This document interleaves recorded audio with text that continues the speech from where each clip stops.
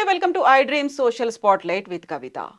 క్యారవాన్లలో కూడా సీక్రెట్ కెమెరాలు ఉన్నాయి అని సినీ నటి, సీనియర్ నటీమణి రాధిక చేసినటువంటి వ్యాఖ్యలు సరికొత్తగా సినీ ఇండస్ట్రీలో ఇప్పుడు రచ్చను రాజేస్తున్నాయి.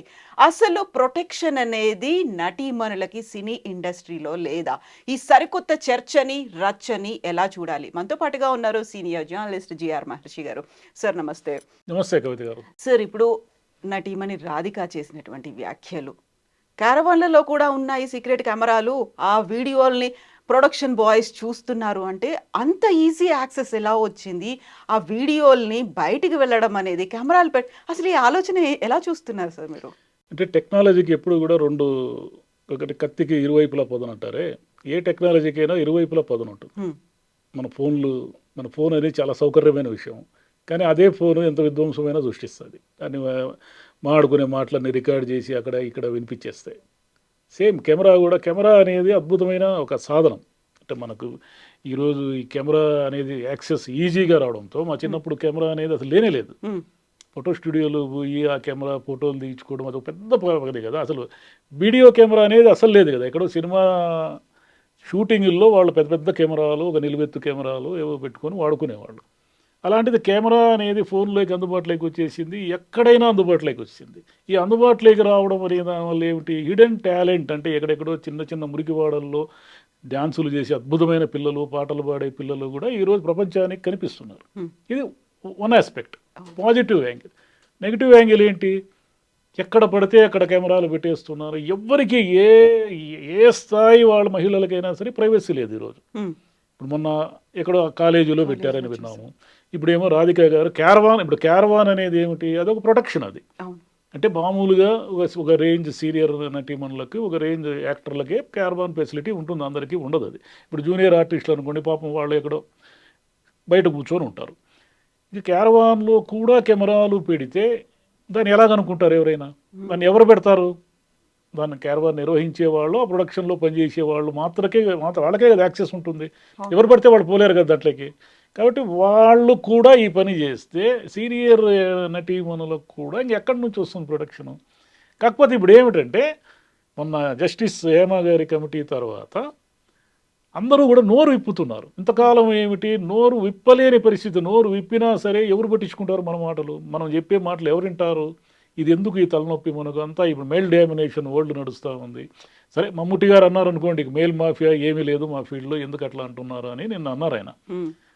సరే, ఆ కమిటీలో ఏముంది, కొంతమంది మలయాళం నటులు మాఫియాలాగా నడుపుతూ మిగతా వాళ్ళు ఎవరికి అంటే ఈ ముఖ్యంగా ఉమెన్కి ఈ లైంగిక వేధింపులు కానీ, లేదా వాళ్ళ కనీస సౌకర్యాలు కానీ, వాళ్ళ కనీసం బట్టలు మార్చుకునే సౌకర్యాలు కానీ, వాష్రూమ్ సౌకర్యాలు కానీ లేనటువంటి ఒక దుస్థితి ఉంటే దాన్ని ఎవరూ ప్రశ్నించడానికి వీలు లేని పరిస్థితి ఉంది. ప్రశ్నిస్తే చాలు వీళ్ళు మళ్ళీ అవకాశాలు ఇవ్వకుండా వాళ్ళని అనగదొక్కేసి ఒక మాఫియా నడుస్తూ ఉంది సినిమా ఫీల్డ్లో అనేది ఆ కమిటీలో ఉన్న ప్రధానమైన రిపోర్టు.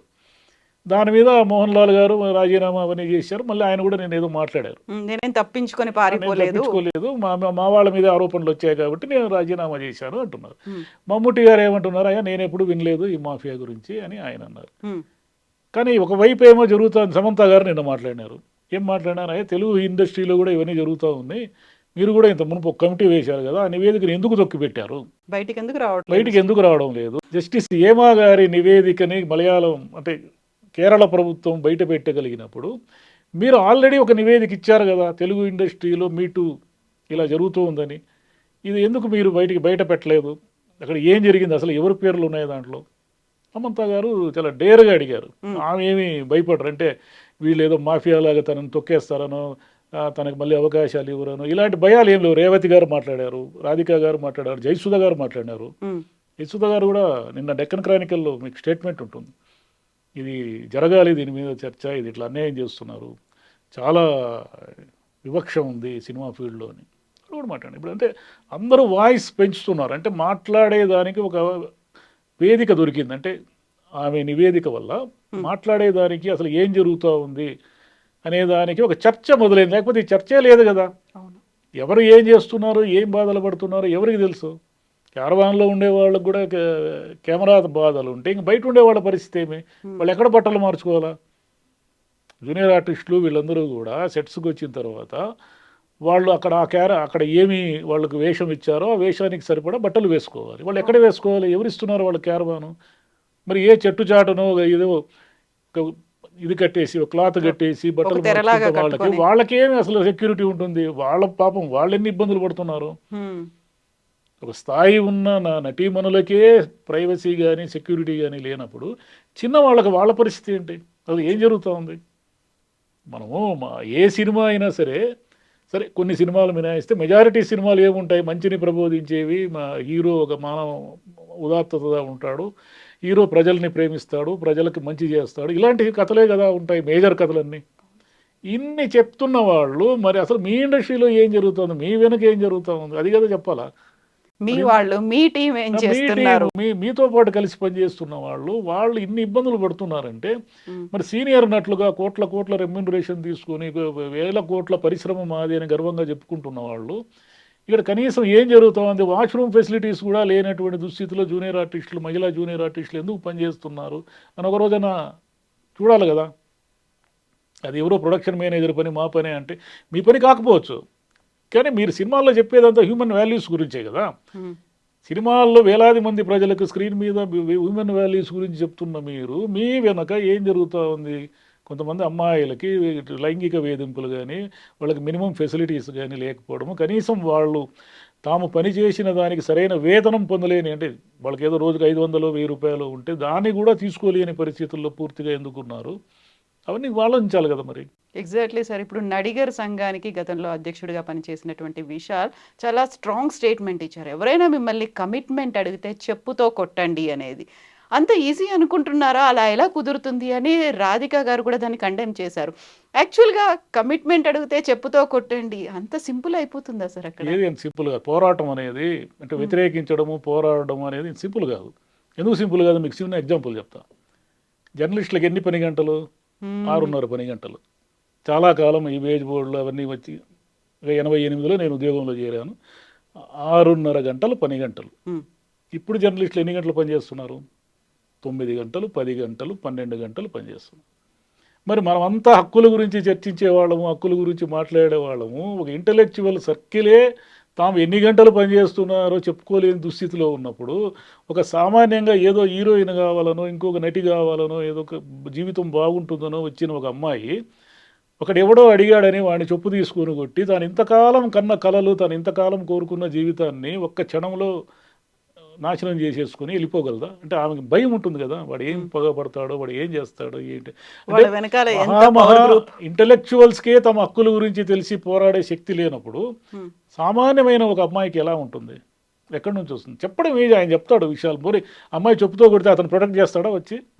అమ్మా నీకేం కాదు, నీకు ఎన్ని అవకాశాలు కావాల్సి అన్ని అవకాశాలు ఇప్పిస్తాను, దీన్ని ఎవరు తొక్కలేరు ఈ సినిమా రంగంలో, నీలో టాలెంట్ ఉన్నంత వరకు అని అనగలరా? కాబట్టి అనలేడు. ఊరికి మాట్లాడేది ఏముంది, ఎవరైనా ఏమైనా మాడతారు. సో అలాంటప్పుడు ఎవరు కదలి రావాలి సార్? ఎవరి కోసం ఎవరు మేమున్నామని చెప్పాల్సినటువంటి అవసరం ఉందంటారు? అంటే చర్చ వల్ల ఏం జరుగుతుందంటే తాత్కాలికంగా మేలు జరగదు, కానీ ఆ చర్చ వల్ల దాని ప్రభావము, దాని ఫలితము క్రమేపీ వస్తుంది. ఎందుకంటారా, మా చిన్నప్పటి సినిమాల్లో భార్యని ఎలా అంటే అన్ని సినిమాల్లో అది తప్పని కూడా వాళ్ళకి తెలియదు. ఏ సినిమా ఎస్వి రంగారావు లేదా రమణారెడ్డి, పద్మనాభం ఎవరైనా చూసుకుంటే భార్యను ఎలా పిలుస్తారు? సూర్యకాంతం లాంటి గయ్యాలనైనా సరే వసే కాంతం ఇలారా, వసే కాంతం ఇలారా, ఏమిటే అంటే ఏమే వసే గిసే అనకుండా నార్మల్గా మాట్లాడే పద్ధతే లేదు కదా. అదేవిధంగా ఉమెన్ ఎప్పుడు వాడు భర్తతో కోడలు దిద్దిన కాపురం అనే సినిమా ఉంది, వాడు ఫుల్గా తాగేసి వస్తే ఆమె వాడు బూట్లు ఇప్పేసి కాళ్ళకు దండం పెట్టుకొని నిద్రపోతుంది. ఆ బూట్తో వాడిని కొట్టాలి కదా, అది అప్పుడు ఆమెకు తెలియదు. కానీ ఈ 30-40 ఏళ్లలో వచ్చిన చర్చ కానీ, నవలలు, సాహిత్యము, సినిమాలు, మార్పు, అమ్మాయిలు బాగా చదువుకోవడము, ఇవన్నీ కూడా పెరగడం వల్ల ఏమి జరిగిందంటే ఈరోజు ఎవరు కూడా మీకు సినిమాల్లో మహిళల్ని కించపరుస్తూ మాట్లాడే డైలాగులు కానీ అంత ఈజీగా పెట్టలేరు.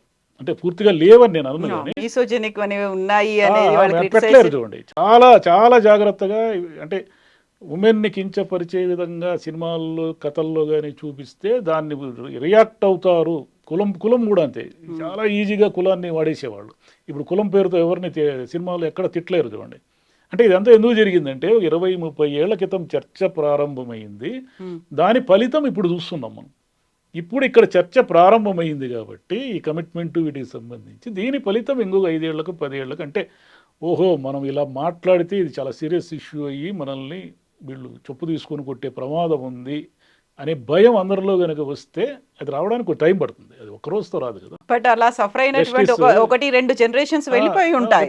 ఎప్పుడు కూడా 1-2 జనరేషన్ సఫర్ అవుతాయి. ఉమ్, రిజల్ట్ రావడానికి ఎప్పుడు 1-2 జనరేషన్ సఫర్ అయిన తర్వాత అది మూడో జనరేషన్కి అంటే మీరు చాలా విషయాలు సొసైటీలో మీరు గమనించవచ్చు. ప్రతిదీ కూడా ఉమెన్ని తక్కువ చేస్తూ అంటే ఒకడు 3-4 పెళ్ళాడడం కూడా మా చిన్నప్పుడు కరెక్ట్. చాలామంది చూశాను నేను చాలా కుటుంబాలు. ఉమ్, ఇప్పుడు అలా కాదు కదా. చట్టం సంగతి పక్కన పెట్టండి, వాడే మగోడు 3 పెళ్ళాడతాడు అనుకునే ఒక సొసైటీ ఉండేది. పోషించగలడు. ఇప్పుడు లేదు. ఇప్పుడు సొసైటీ అలా లేదు. ఉమ్, వాడు 3 పెళ్లి చేసుకుంటే ముందు చట్టం శిక్షిస్తుంది. అటు చుట్టూ ఉన్న సొసైటీ కూడా వాడిని యాక్సెప్ట్ చేయదు. ఉమ్, అది అంటే అది కాలక్రమేణా వస్తుంది ఆ మార్పు. సినిమా రంగం అయినా సరే ఇంకొక 5 ఏళ్ళకి 10 ఏళ్ళకి అప్పుడు సినిమా రంగం ఈ ఓటీటీలు ఇవన్నీ వచ్చి తినేయకుండా ఉంటే సినిమాని ఒక 5-10 ఏళ్ల తర్వాత వాళ్ళైనా అంటే ఓటీటీలు అయినా మళ్ళీ ఓటీటీలైనా ఇదే మహిళలే కదా నటీమణులు, యాక్ట్ నటులు చేయాలి. ఉన్నారు కదా. ఎవరో ఒకరు యాక్ట్ చేస్తేనే కదా ఓటీటీలు అయినా వస్తాయి. కాబట్టి ఈ జస్టిస్ గారి నివేదిక మలయాళ ఇండస్ట్రీని కుదిపేస్తుంది అంటున్నారే, అది మలయాళ ఇండస్ట్రీకే పరిమితం కాదు. అది మెల్లిగా తెలుగు, కన్నడ, తమిళ్, హిందీ అన్నిటికీ కూడా వస్తుంది. కాలం ఎప్పుడు ఒకే విధంగా ఉండదు, అది మారుతూ ఉంటుంది. ఈరోజు ఇంతమంది సీనియర్ నటీమణులు అందరూ కూడా ఒకప్పుడు అన్ని ఇబ్బందులు పడిన వాళ్ళు కూడా ఈరోజు గొంతెత్తి ప్రశ్నిస్తున్నారు, ఇది కరెక్ట్ కాదు అంటున్నారంటే ఏంటంటే అర్థము ఆ మార్పు స్టార్ట్ అయిందని. ఉమ్, అందులోనూ మలయాళ నటులు కావచ్చు, టెక్నీషియన్స్ కావచ్చు, కేవలం అక్కడి మాత్రమే లిమిట్ అయ్యలేరు కదా. ఇప్పుడు పాన్ ఇండియా అనే మూవీస్ వచ్చిన తర్వాత అందరూ అన్నీ ప్రతి చోట చేస్తున్నారు. స్ప్రెడ్ ఇప్పుడు మన అయిపోయారు తెలుగు వాళ్ళు. సినిమాల్లో పాన్ ఇండియా పేరుతో అందరూ యాక్ట్ చేస్తున్నారు కదా, అన్ని సినిమాలు యాక్ట్ చేస్తున్నారు కదా. మన అవును. మలయాళ నటులు ఎంతో మంది తెలుగులో యాక్ట్ చేస్తున్నారు కదా. ఉమ్, ఉమ్, కాబట్టి ఇప్పుడు ఇండస్ట్రీ అనేది సింగిల్ ఎక్కడ పరిమితం కాలేదు. ఉమ్, కాకపోతే ఈ చర్చ వల్ల కనీసం వీళ్ళకి కొంచెమన్నా తెలివి వచ్చి షూటింగ్ల్లో ఉమ్, మినిమం ఫెసిలిటీస్ అయినా ఉమెన్కి యా, కల్పించే దిశగా, లేదా ఎవడైనా ఏదైనా నోరు జారితే మనకు దెబ్బలు పడతాయి అనే స్థితిలో వాడి మైండ్ తయారైనా కూడా ఇదంతా జస్టిస్ గారి ఏమా గారి మహిమ. కాకుంటే సార్ ఇప్పుడు రావాల్సినటువంటి మార్పుల గురించి ప్రభుత్వాలు కూడా స్వచ్ఛందంగా ముందుకు రావాల్సినటువంటి అవసరం అయితే ఉంది ప్రతి చోట.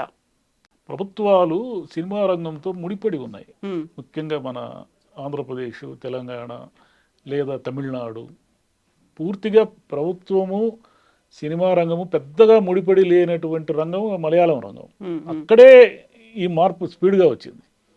వీటికి రావడానికి కొంచెం టైం పడుతుంది. ప్రభుత్వాలంతా ఏమనుకుంటాయంటే మనకి ఎందుకు ఈ తలకాయ నొప్పి, మనకు అవసరమా, బోల్డని తలనొప్పులు ఉన్నాయి, రాజకీయాలు ఉన్నాయి. సినిమా వాళ్ళతో ఎందుకు పెట్టుకోవడం, వాళ్ళ బాధలేవో వాళ్ళు పడతారు, ఇప్పుడు మనకెందుకు ఈ గోల అని అనుకుంటారు. కానీ వాళ్ళ మీద ఒత్తిడి పెరిగింది అనుకోండి. ఇప్పుడు సమంత గారు మాట్లాడినట్టు ఇంకో 10 మంది మాట్లాడారు అనుకోండి, మీరు ఎందుకు ఆ కమిటీ నివేదిక బయటపెట్టరు, ఏముంది అసలు ఆ నివేదికలో అంటే మాదేముందా తీసుకోండి అని బయటపెడతారు. లేదు సరికొత్తగా కూడా ఫామ్ చేసినప్పటికీ ఒత్తిడి పెరిగితే బయటపెడతారు. ఉమ్, అక్కడ కూడా ఉమెన్ ఇన్ సినిమా కలెక్టివ్ అనే ఒక సంస్థ ఏర్పడకపోతే ఇంత దూరం ఇది వచ్చి ఉండేదే కాదు. అవును. వాళ్ళు అలా వచ్చారు కాబట్టి వచ్చింది ఇందులో. సో అవేర్నెస్ అనేది రావాలి, రివల్యూషన్ అనేది కూడా రావాల్సినటువంటి అవసరం ఉంది. అంతే అంతే. Yes sir, thank you so much sir. Thank you, ma'am. Thank you.